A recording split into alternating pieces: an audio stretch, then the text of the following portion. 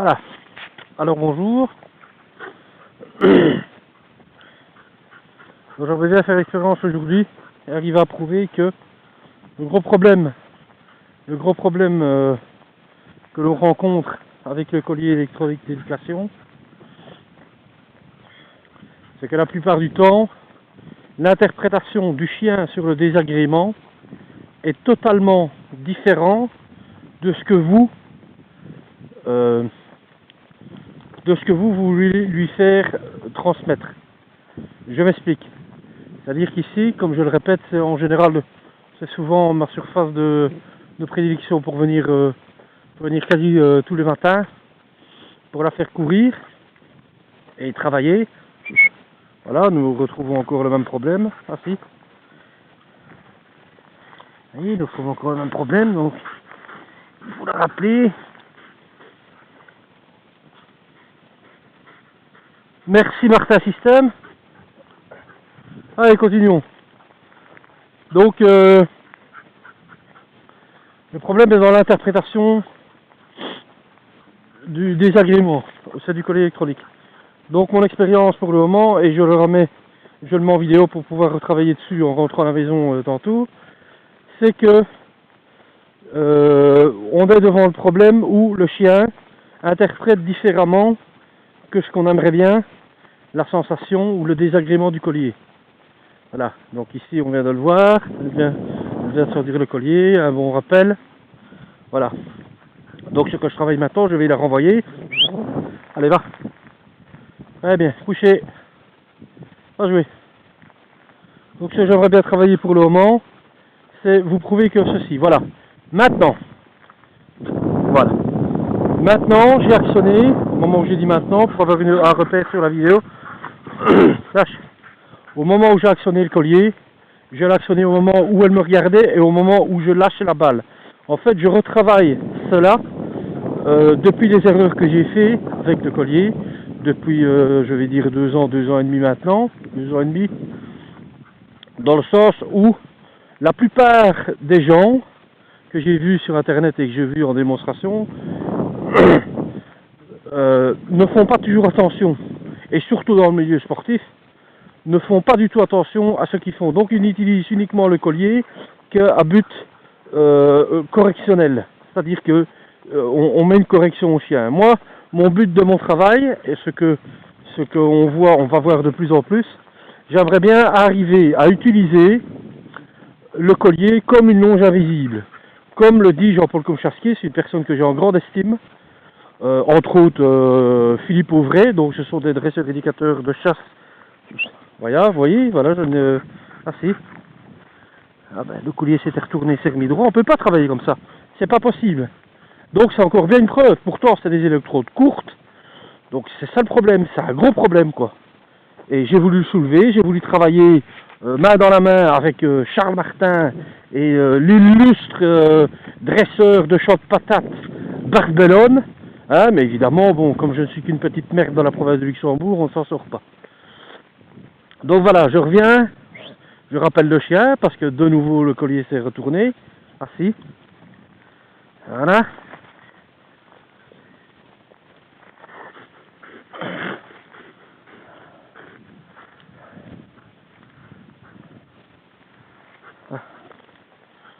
Donc ce que je veux travailler maintenant et prouver, donc j'ai très fort installé le problème au niveau du chien, c'est-à-dire que maintenant, la plupart du temps quand on vient sur du terrain de gibier, lorsque j'actionne le collier pour pouvoir le travailler avec le collier électronique, elle a identifié la douleur au gibier ou à un chat ou à un renard ou à autre chose. J'aurais bien voulu faire des vidéos nocturnes, le problème c'est que je n'ai pas le matériel et donc je dois me limiter à des démonstrations durant la journée. Voilà. Donc maintenant ici, je travaille principalement là-dessus parce que bon, j'aimerais bien fonder, j'aimerais bien fonder ma démonstration et j'aimerais bien fonder mon raisonnement en prouvant que on gagne énormément de temps en appliquant tout de suite le premier jour où on installe le collier D'abord, il y a une préparation avec le chien à faire pour quand on veut travailler avec le collier électronique. Et deuxièmement, j'aimerais bien arriver à démontrer par mon travail, que il est beaucoup plus ingénieux pour moi d'appliquer l'effet du collier sur un objet que l'on contrôle. Donc voilà, c'est les observations que j'ai pu faire pendant 2 ans, de pouvoir contrôler, surtout, c'est ça qui est très très important, c'est-à-dire qu'il faut absolument pouvoir contrôler la source du désagrément. J'espère qu'on me comprend. Si on ne me comprend pas, ben, j'attends les questions des gens pour pouvoir débattre et expliquer mon raisonnement. Allez, viens. Pouvoir débattre mon raisonnement.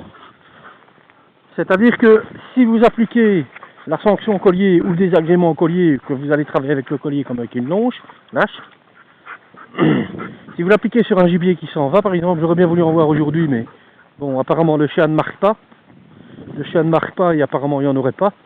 Il y en avait hier au matin, mais aujourd'hui il n'y en a pas. Donc, couchez.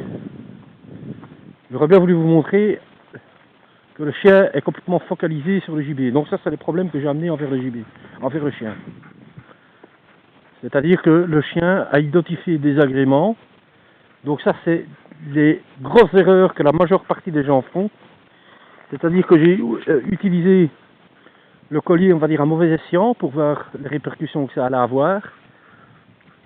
C'est-à-dire que le chien a identifié l'utilisation du collier sur les gibiers qu'il voit. Donc renard, chevreuil, cerf. Donc ici nous avons de tout, hein. Je l'ai déjà souvent dit, nous avons du cerf, du renard, du sanglier, tout ce qu'on veut. Hein. Enfin, on aurait été en hiver, j'aurais pu vous le prouver avec les traces, mais là bon. Couché.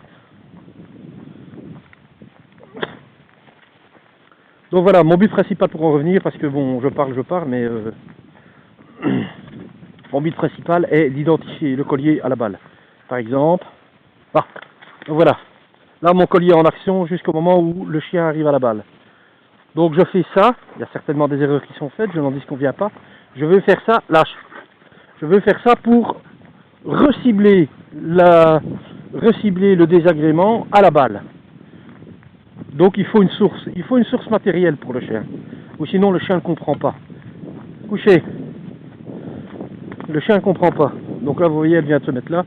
Enfin je viens de la mettre au coucher, mais là elle sait très bien que le gibier est là. Hein. Je vais vous dire que de toute façon là il y en a eu cette nuit ou il y en a maintenant. Couché, reste.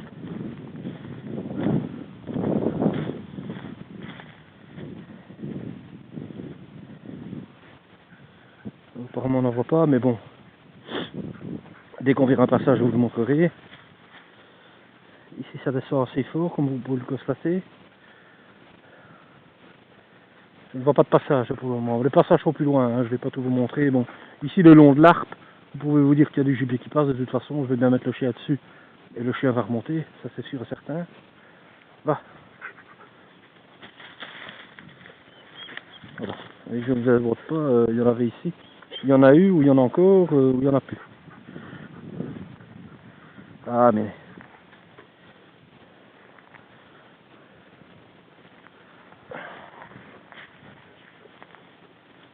Couché.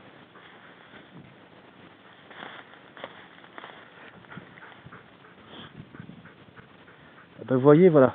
Je ne l'avais jamais vu, je vais vous le prouver, vous le montrer. Pour vous prouver ce que je dis. Couché, tu restes. Ici, nous avons l'entrée d'une galerie de renards. Couché, tu restes. Donc je ne vais pas m'approcher trop près pour ne pas les embêter. Voilà. Vous voyez? Voilà. Donc ça, vous pouvez dire que il y a du renard là. Il y a du renard. C'est une très belle galerie, donc elle marque toujours ici. Hein. Systématiquement, elle marque toujours ici. Couché. Je vais essayer de descendre un peu plus bas pour vous montrer les poils. Ça c'est...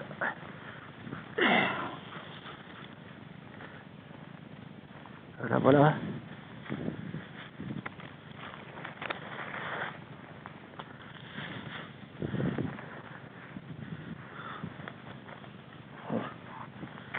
Voilà. Voilà, donc, comme vous pouvez le voir, c'est du renard. Voilà, et le chien avait marqué. Donc on peut en être déjà très satisfait. Je vais faire le tour de l'autre côté pour ne pas me casser la gueule.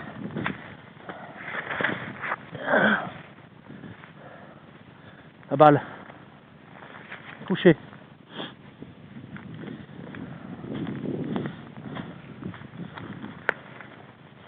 Voilà, voilà.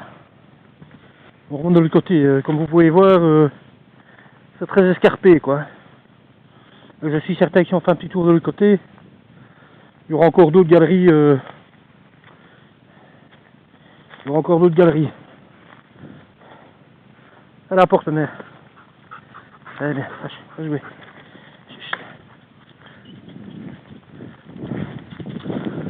Voilà, petit intermède.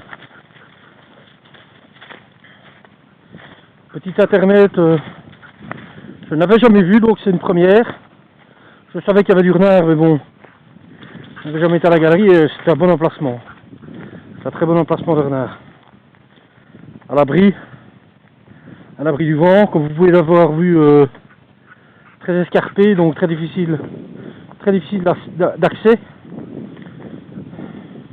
Voilà, je suis content d'avoir vu ça. Donc ça montre encore dans quelles conditions est-ce que je travaille. Donc je disais par rapport au chien, voilà. Allez, viens ici. On rappelle le chien lorsque le chien se dirige vers vous. C'est impératif aussi, il y a énormément d'erreurs qui se font. Ça ne sert à rien de rappeler le chien. Ça ne sert absolument à rien de rappeler le chien lorsque le chien s'éloigne. C'est une stupidité. C'est des erreurs, c'est pas une stupidité, c'est des erreurs qu'énormément de gens font. Entre autres, moi je les ai faites avant tout le monde. Bien évidemment, comme tout le monde plutôt. Et il est beaucoup plus indiqué de rappeler le chien lorsque le chien revient vers vous. Je sais qu'il y a des gens qui vont me dire, oui mais bon, c'est évident, on le savait, oui mais il y a des gens qui continuent à faire l'erreur. Et on l'a fait sans le vouloir. Et là, comme je le disais, ben, si le chien n'est pas attentif, et si le chien vous tourne le dos, là vous pouvez vous servir du collier pour lui donner une petite tape amicale pour qu'il fasse attention à vous. Comme César Milan, je tiens à préciser, personne que j'apprécie énormément. J'aurais bien voulu travailler pour lui, il ne m'a jamais répondu à mes courriers, c'est bien dommage. Comme César Milan le fait avec ses doigts, c'est-à-dire qu'il faut interroger le chien. Donc en fait, vous lui envoyez, ici je travaille sur du 10, je vais diminuer un petit peu, ou sinon voilà, le signal de rappel, le signal d'interrogation, je vais appeler ça comme ça, j'ai fixé le signal d'interrogation sur 9. Mon signal de travail, donc signal continu, je travaille sur du 5. Donc pour rassurer les gens, c'est juste une petite... vous pouvez comparer ça avec... lorsque vous prenez un petit coup de jus après votre voiture. Ça arrive, je suis certain que ça arrive très souvent aux gens. Va jouer, mère. Allez, va jouer. Ça arrive très souvent aux gens. Lorsque vous paliez dans votre portière ou quand vous sortez de votre voiture, hop, vous avez une petite décharge. Et bien voilà. En basse fréquence, le chien ressent ça, en basse impulsion. Ni plus ni moins. Voilà, donc on fait un petit tour sur la place. J'aurais bien voulu voir du cerf, mais comme je le répète, je l'ai déjà dit, comme je le dis assez régulièrement, j'ai les lunettes ici que j'ai avec lesquelles je filme, sont très pratiques parce que vous pouvez garder les mains libres. Mais alors, une fois qu'on rentre dans des images à filmer assez loin, je veux dire que lorsque ça dépasse 10-15 mètres, ou peut-être 20 mètres grand maximum, la précision n'est plus là et on ne voit plus très bien ce qu'on filme. J'ai filmé des biches ici plus bas, avant d'arriver sur cette parcelle de terrain-ci, où je montre du doigt, donc celui qui a le matériel sur son ordinateur, pour essayer de zoomer. Avec Nero, je sais que ça fonctionne, je l'ai déjà fait quelques fois, il faudrait que je me remette à ça. Mais donc vous pourrez voir, vous pourrez discerner le gibier. Mais je le répète, avec ce système-là de film, avec ce système-là de caméra sur les lunettes, vous vous confrontez très vite à une limite de zoom. C'est-à-dire que vous ne pouvez plus zoomer. Pour le moment, je filme la chienne, je ne sais pas encore ce que ça va donner. Je ne travaille pas trop souvent avec les films. Je n'en mets d'abord jamais. Donc, il faudra me pardonner un petit peu sur la qualité, quoi. Allez, viens. Viens ici. Allez, viens.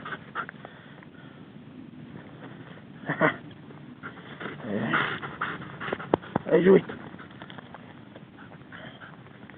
Voilà, voilà. Petit aperçu.